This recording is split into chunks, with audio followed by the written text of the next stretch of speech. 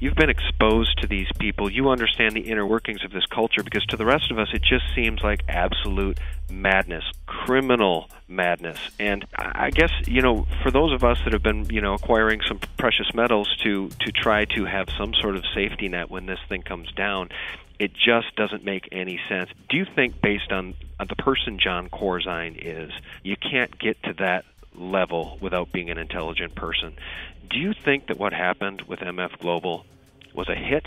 Do you think that what happened there is somehow deliberate to send a message to the little guys who are trying to take positions in physical delivery in the gold and silver markets? Or do you really think he was that dumb to leverage his company and all of that investor money, 40 to 1, 50 to 1, whatever it was, to bring that company down?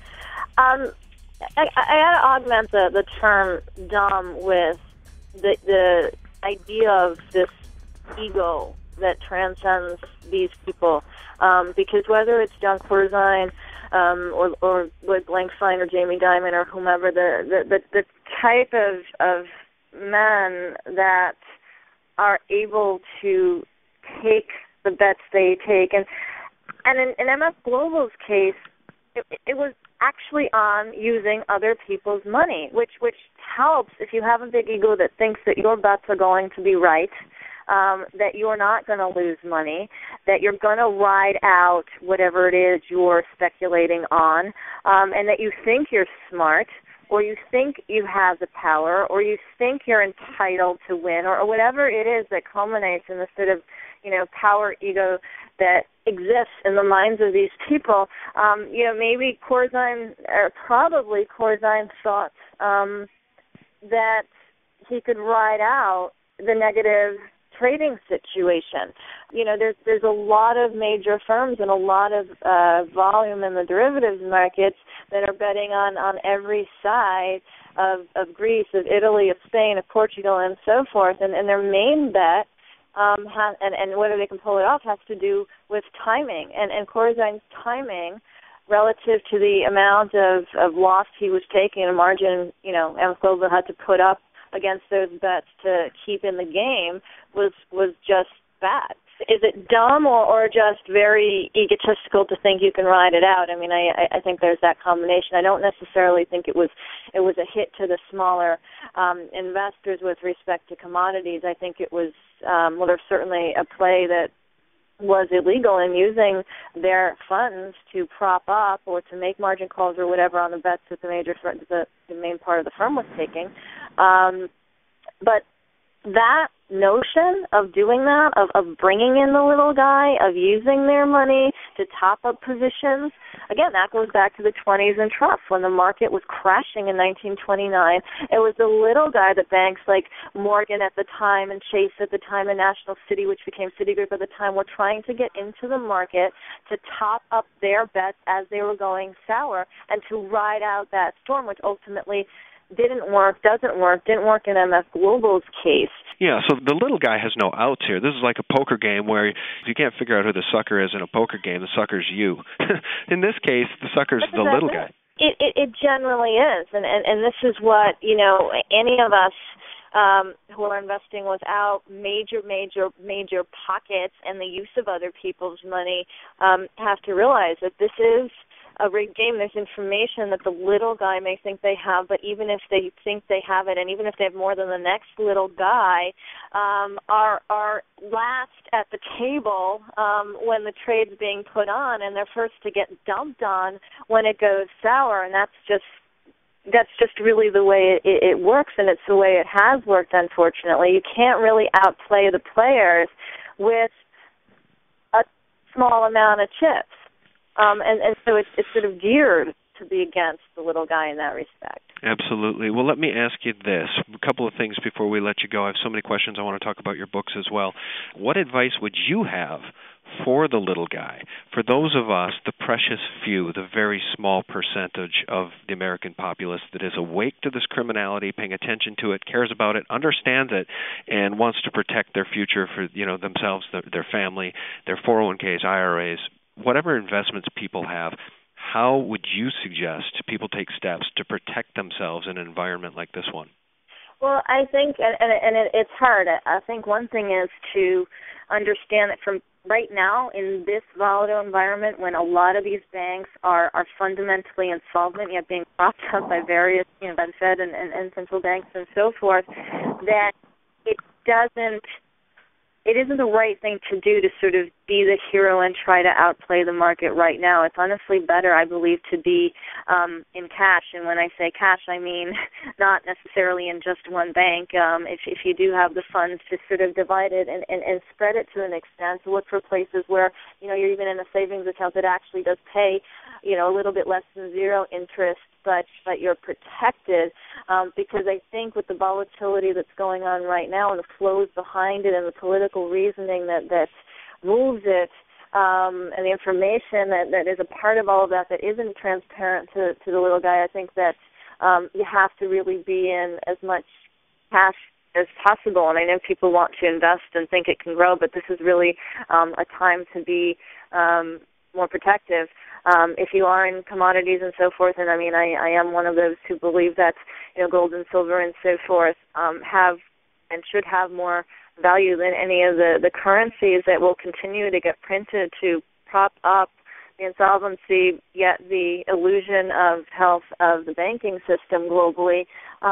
But even that, you have to with that money basically play for or be in it for a longer haul, and not sort of not try and be in and out in terms of trades. Yeah, absolutely. Yeah, we absolutely agree with you. That's one of the things we always say. The smartest guys in the room will say, the James Turks, the Jim Sinclairs, the Eric Sprotts, dollar cost average, every 2 weeks, every payday, every month, buy a little bit, regardless of price. And you have to look at it as a hedge against worst-case scenario. You have to look at it as a safety net, as an insurance policy. But then for those of us that know the suppression story and the paper manipulation story of, J.P. Morgan and HSBC, you can really make a strong case for a tremendous upside in precious metals, especially in physical form. Let me ask you this. You're such a courageous person. For those of us who are awake, you've run in circles with some of the biggest criminals, meaning not that you personally hung out with them and had drinks with them. I'm just saying that you're speaking out against the criminal class. You have the courage to actually speak out against. This isn't Nomi Prins writing a book about Al-Qaeda, okay, the fake boogeyman. I'm not saying Al-Qaeda is good. I'm saying that the illusion under which we live, most people don't realize that the Federal Reserve Bank and the banksters are the real criminals and at the heart of so much evil we face. Where do you find this inner courage to stand up, speak out, and write these books and do these interviews? Well, thank you. I don't know if it's so much courage on my part as just the inability to keep quiet.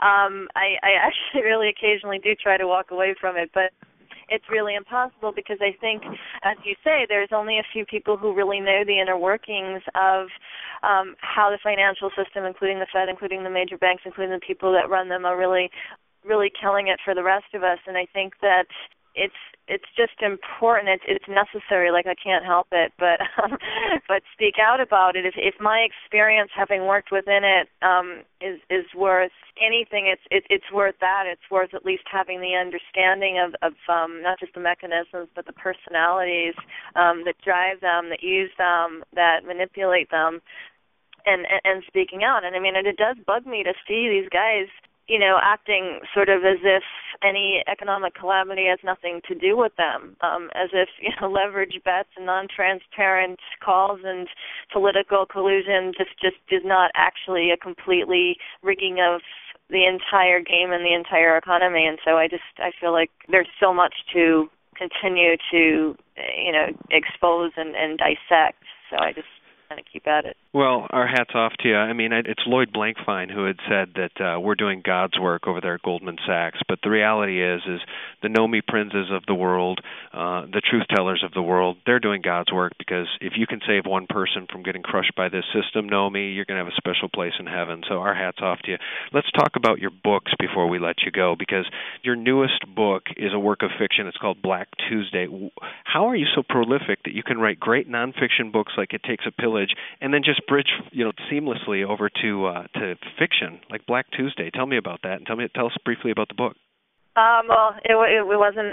It did take me about a year to put that book together, and it started with me looking into the history of what we were talking about a little bit earlier of the people that really caused the 1929 crash. And I found that even with the greatest books out there, like the 1929 crash by Galbraith and so forth, that there wasn't a true understanding of the mentality that drove it, and therefore I think we lost a lot of information in the historical translation. So I thought about writing it as a history book, but then I realized, and I actually started talking to a lot of people about their experiences in the Great Depression, the memories they had, and so forth, and researching what was going on at the time, and I just found there was so much heart in the mix of the stock market crash and the economic depression and so forth, that I wanted to be able to capture that in the way of writing a story.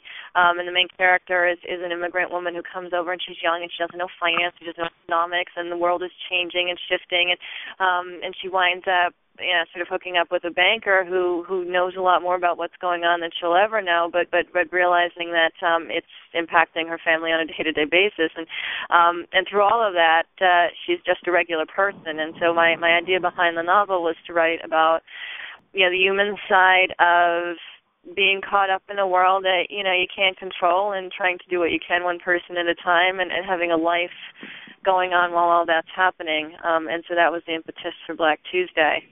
Well, let me ask you this. How can folks support you? How do we purchase that book? I know we can visit NOMIPRINS.com. What else?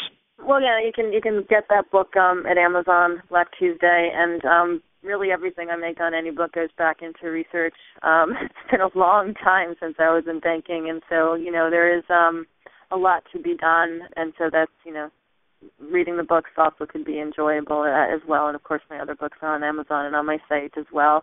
And people can feel free to email me questions. I get a lot of email asking about sort of what's going on, financial advice, whatever, and I do try to answer everything I get. So my email is nomi@nomiprins.com, or you can just go through the contact aspect on my website.